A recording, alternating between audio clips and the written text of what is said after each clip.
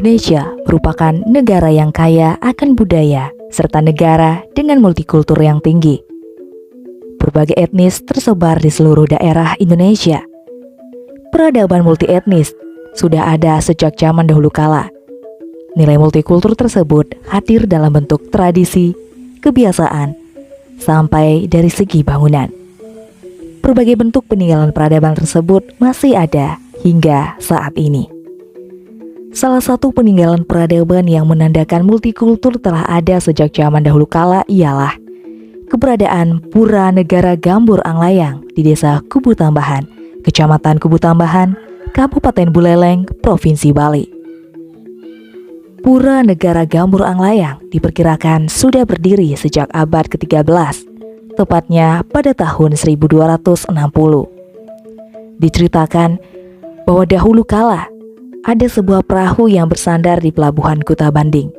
Kapal tersebut memuat awak kapal yang berasal dari berbagai suku, yakni Melayu, Cina atau Tionghoa, dan juga dari mereka yang menganut agama Islam.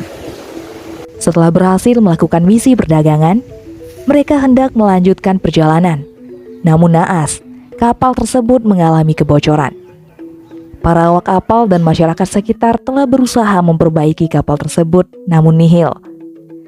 Sehingga muncullah sebuah inisiatif untuk memohon pertolongan kepada ide Sang Yang Widiwasa dengan bersembahyang pada pura di tepi pantai tersebut.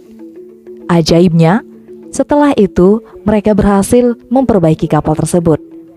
Sebagai ungkapan rasa syukur, para awak kapal yang berasal dari berbagai etnik tersebut membangun pelinggih-pelinggih yang memiliki nilai multikultur yang tinggi, serta mewakili etnis dari para awak kapal tersebut.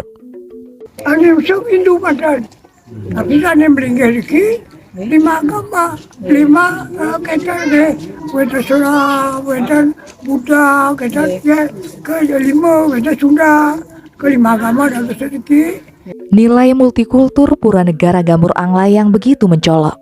Dilihat dari latar belakang pelinggih-pelinggih yang terdapat di pura tersebut. Pelinggih Ratu Bagus Sundawan merupakan perwakilan dari etnis Sunda.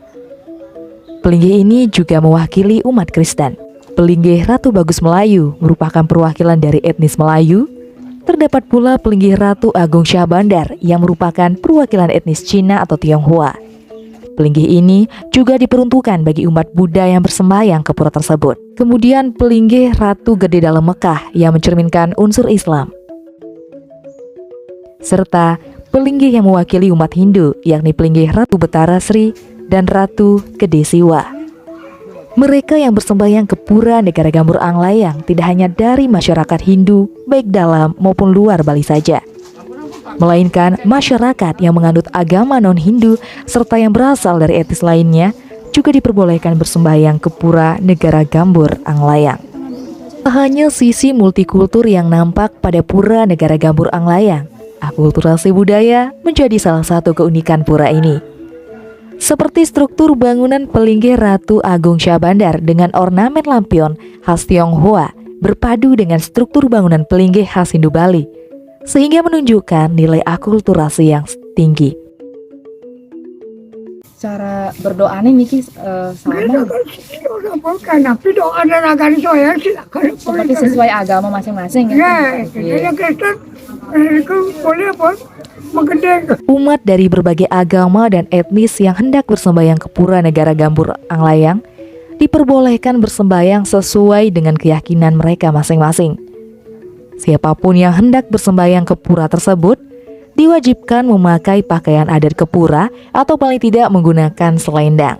Di persada harus ada. Latar belakang sejarah berdirinya Pura Negara Gambur Anglayang, di mana adanya campur tangan dari para leluhur yang berasal dari berbagai etnik dan agama, untuk kemudian menjadi dasar atau tonggak dari lahirnya fenomena-fenomena multikultur di masa kini. Keunikan dan keberagaman kultur dari segi bangunan serta latar belakang setiap linggih di Pura Negara Gambur Anglayang merupakan sebuah bukti bahwa peninggalan sejarah dan budaya yang nantinya akan menjadi sebuah pembelajaran mengenai keberagaman budaya untuk para generasi bangsa di masa depan.